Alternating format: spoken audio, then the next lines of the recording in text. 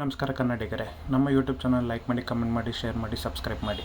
ಇವತ್ತಿನ 100 ಜನ್ಮಕ್ಕೂ ಸಂಚಿಕೆ ಏನಾಯಿತು ಎಂದು ನೋಡೋಣ ಬನ್ನಿ. ಚಿರು, ಮೈತ್ರಿ ಎಲ್ಲರೂ ಅಕ್ಕ ತಂಗಿ ಎಲ್ಲರೂ ಮನೆಗೆ ಬರ್ತಾರೆ. ಮನೆಗೆ ಬರ್ತಿದ್ದಂಗೆ ಚಿರು ತಂಗಿನ ಎಲ್ರಿಗೂ ನೀನು ಮಾತಾಡ್ತಿದ್ಯಾ ಅಂತ ಹೇಳಕ್ಕೆ ಹೋಗ್ತಾಳೆ. ಚಿರು ಕೈ ಹಿಡ್ದು ನಿಲ್ಲಿಸ್ತಾನೆ. ಆ ಕೈ ಹಿಡ್ದು ನಿಲ್ಲಿಸಿದಾಗ ಅವ್ನ ಕೈ ಆ್ಯಕ್ಷನ್ ಮಾಡ್ದ ಅನ್ನೋ ಕಾರಣಕ್ಕೆ ತಂಗಿ, ಅಕ್ಕ, ಮೈತ್ರಿ ಎಲ್ಲರೂ ಖುಷಿ ಪಡ್ತಾರೆ. ಚಿರು, ನೀನು ಮೊದಲಿನ ಥರ ಮಾತಾಡ್ತಿದ್ಯಾ, ಮಾತಾಡಿದ ಜೊತೆಗೆ ಕೈ ಕಾಲೆಲ್ಲ ಆಡಿಸ್ತಾ ಇದೆಯಾ, ನಂಗೆ ಖುಷಿ ಆಗ್ತದೆ ಚಿರು ಅಂತ ಹೇಳಿ ಚಿರು ಜೊತೆ ಖುಷಿ ಪಡ್ತಾಳೆ. ಅವರೆಲ್ಲರೂ ಬಂದಿದ್ದನ್ನು ನೋಡಿ ಅಜ್ಜಮ್ಮ ಮತ್ತು ಅಮ್ಮ ಇಬ್ಬರು ಬರ್ತಾರೆ. ಇಬ್ಬರು ಬಂದು ಅವನ್ನ ನೋಡಿದ ಖುಷಿನೇ ಸಾಕಾಗಿ ಅವನ್ನ ತಪ್ಪಿಕೊಂಡು ಮುದ್ದಾಡ್ತಾರೆ. ಅಜ್ಜಮ್ಮಂಗಂತೂ ಮೊಮ್ಮಗಂದರೆ ತುಂಬ ಪ್ರೀತಿ, ಚಿರಂಜೀವಿ ಅಂದರೆ ತುಂಬ ಪ್ರೀತಿ. ಎಲ್ಲರೂ ಒಂದೊಂದು ಪ್ರೀತಿಯಿಂದ ಮಾತಾಡ್ತಿರ್ತಾರೆ. ನೀನು ಬಂದ್ಯಾ, ನಂಗೆ ಅಷ್ಟೇ ಸಾಕು, ನೀನು ಖುಷಿಯಾಗಿ ಬಂದಿಲ್ಲ ಸಾಕು ಅಂತ ಹೇಳ್ತಿರ್ತಾರೆ. ಅಷ್ಟರಲ್ಲಿ ಮನೇಲಿ ದೊಡ್ಡಮ್ಮ, ಅಕ್ಕ ಎಲ್ಲರೂ ಬರ್ತಾರೆ.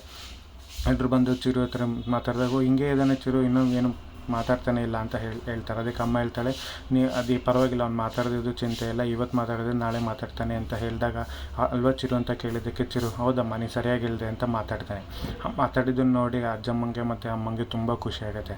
ಅಜ್ಜಮ್ಮ ಅಂತೂ ನೀನು ಮಾತಾಡ್ತಿದ್ದೆ ಚಿರು, ನನಗೂ ತುಂಬ ಖುಷಿ ಆಗ್ತಿದೆ ಅಂತ ತುಂಬ ಖುಷಿ ಪಡ್ತಾರೆ.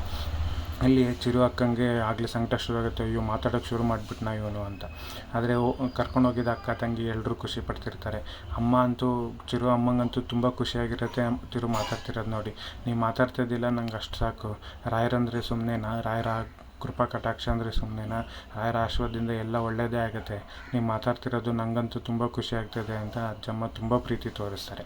ಇಲ್ಲಿ ಚಿರು ಅಮ್ಮ ಮೈತ್ರಿನ ನೋಡಿ, ನೀನು ಅಳಬೇಡ, ನೀನು ಆಗಲ್ಲ, ಎಲ್ಲ ಒಳ್ಳೆಯದಾಗತ್ತೆ ಅಂತೇಳಿ ತಪ್ಪಿಕೊಂಡು ಅವಳಿಗೂ ಸಮಾಧಾನ ಮಾಡ್ತಾರೆ, ಖುಷಿನ ವ್ಯಕ್ತಪಡಿಸ್ತಾರೆ, ಸಮಾಧಾನ ಆಗ್ತಾರೆ. ಇಲ್ಲಿ ಚಿರು ಮಲಗಿರೋದನ್ನು ನೋಡಿ ಅವನಿಗೆ ತಿಂಡಿ ತಿನ್ಸೋಕ್ಕೆ ಅಂತ ಕಾಮಿನಿ ಬರ್ತಾಳೆ. ಕಾಮಿನಿ ಬಂದು, ಚಿರು ಬಂದಲ್ಲ, ಅವನ್ನ ಮಾತಾಡ್ಸೋಣ, ಅವನ ಜೊತೆ ಮಾತಾಡೋಣ ಅಂತ ಬಂದು ಅವಳನ್ನ ಮುಟ್ಟೋಕ್ಕೆ ಅಂತ ಹೋಗ್ತಾಳೆ. ಆದರೆ ಮುಟ್ಟೋದು ಬೇಡ, ಅವ್ನು ಆರಾಮಾಗಿ ಮಲಗಿದ್ದಾನೆ, ಮಲ್ಕೊಳ್ಳಿ. ಆದರೆ ನೀನು ಇಲ್ದಲೇ ನನಗಂತೂ ತುಂಬಾ ಹಿಂಸೆ ಆಗಿತ್ತು ಚಿರು, ನೀನು ಇನ್ನೊಂದು ಸ್ವಲ್ಪ ದಿನದಲ್ಲಿ ನಾನು ಕರ್ಕೊಂಡು ಹೊರಟೋಗ್ತೀನಿ, ಎಲ್ಲ ಸರಿ ಹೋಗುತ್ತೆ ಅಂತ ಹೇಳಿದಾಗ ಅವನು ಹಸುರ ಹೇಳಿದ್ದು ಅವಳಿಗೆ ನೆನಪಾಗುತ್ತೆ. ನೀನು ಮಾಡಬೇಕಿರೋದನ್ನು ಒಪ್ಕೊಂಡು ನಾನು ಮಾಡಬೇಕಿರೋದು ನಾನು ನಿನಗೆ ಸಹಾಯ ಮಾಡ್ತೀನಿ ಅಂತ ಹೇಳ್ತಾಳೆ. ಇಲ್ಲಿ ಅಜ್ಜಮ್ಮ ಮೈತ್ರಿ ಹತ್ರ ಮಾತಾಡ್ತಿರ್ತಾರೆ, ನೀನು ತುಂಬ ಒಳ್ಳೆ ಕೆಲಸ ಮಾಡಿದೆ ಮೈತ್ರಿ, ರಾಯರು ಸನ್ನಿಧಾನ ಕರ್ಕೊಂಡೋಗಿ ಅವನ್ನ ಹುಷಾರು ಮಾಡಿ ಕರ್ಕೊಂಬಂದಿದೆ. ಮೈತ್ರಿ ಕೈಯಲ್ಲಿದ್ದ ರಾಯರು ಡಾಲರ್ನ ಅಜ್ಜಮ್ಮ ಕಣ್ಣಿಗೆ ಹೊತ್ಕೊಂಡು, ರಾಯರ ಮಹಿಮೆ ಅಂದರೆ ಸುಮ್ಮನೆನಾ, ರಾಯರೆಲ್ಲ ಒಳ್ಳೆಯದೇ ಮಾಡಿದ್ದಾರೆ, ಅವರು ಬೃಂದಾವನಶೀಲರು, ಅವರು ಕಾಮಧೇನು, ಅವರೆಲ್ಲನೂ ಒಳ್ಳೆಯದೇ ಮಾಡ್ತಾರೆ ಅಂತ ಚಿರುಗೆ ಒಳ್ಳೆಯದೇ ಆಗಿದೆ ಅಂತ ಅಜ್ಜಮ್ಮ ಹೇಳ್ತಾರೆ. ಆದರೆ ಮೈತ್ರಿಗೆ ಅಲ್ಲಿ ಮಂತ್ರಾಲಯದಲ್ಲಿ ಗೊತ್ತಾಗಿದ್ದ ಒಂದು ವಿಷಯಕ್ಕೆ ಉತ್ತರ ಬೇಕಿರುತ್ತೆ. ಕದಂಬವಂಶಕ್ಕೆ ತಟ್ಟಿರೋ ಶಾಪ ಏನು ಅನ್ನೋದು ಅವಳಿಗೆ ಬೇಕಾಗಿರುತ್ತೆ. ಹಾಗಾಗಿ ಅದನ್ನು ಕೇಳಿದಾಗ ಅಜ್ಜಮ್ಮನ ಹತ್ರ ಅಜ್ಜಮ್ಮ ಹೇಳೋದಿಲ್ಲ, ಹೇಳೋಕ್ಕೆ ಅವ್ರಿಗೆ ಬಾಯಿ ಬರೋದಿಲ್ಲ. ಹಾಗೆ ಏನೋ ತಿಳಿಸಿ ಸುಮ್ಮನಾಗ್ಬಿಡ್ತಾರೆ. ನಾಳೆ ಹಬ್ಬಕ್ಕೆಲ್ಲ ರೆಡಿ ಮಾಡ್ಕೋಬೇಕು ಮೈತ್ರಿ, ಹೋಗಿ ಮಲ್ಕೊ ಅಂತ ಹೇಳ್ತಾರೆ.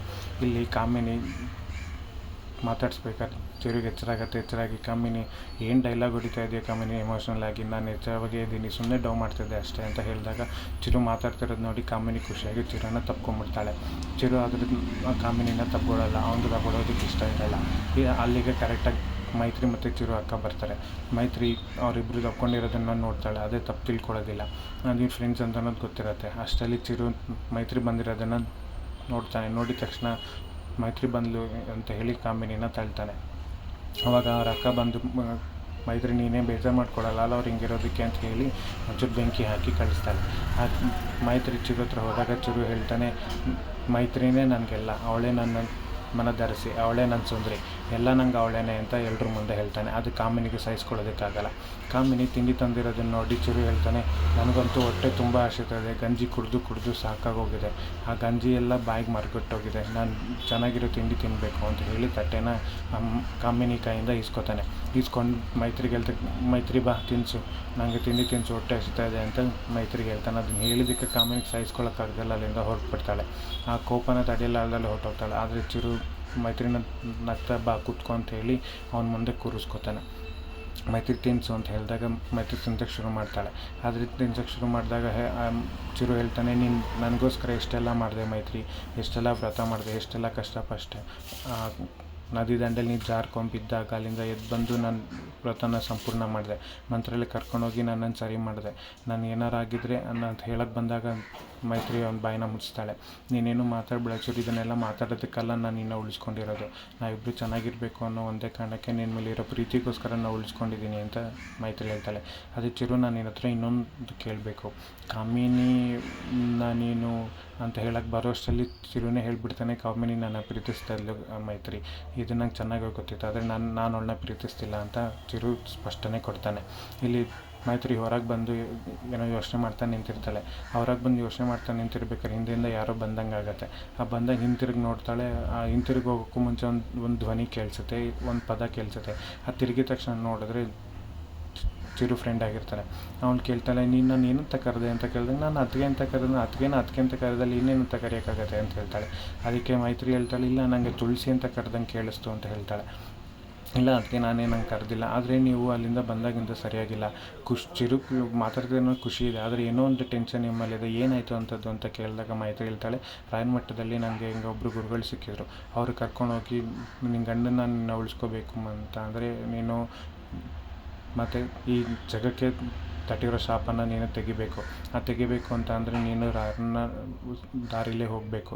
ನಿಮಗೆಲ್ಲ ಒಳ್ಳೆಯದಾಗತ್ತೆ, ನಿನ್ನ ಗಂಡನೂ ನೀನು ಉಳಿಸ್ಕೋತೀಯ, ಹಾಗೆ ಚಿರುಗೆ ಆಗಬೇಕಾಗಿರೋದು ಎಲ್ಲ ಗಂಡಂದ್ರೂ ತಪ್ಪತ್ತೆ, ಹಾಗೆ ಈ ಜಗತ್ತನ್ನು ಕಾಪಾಡ್ತೀಯ.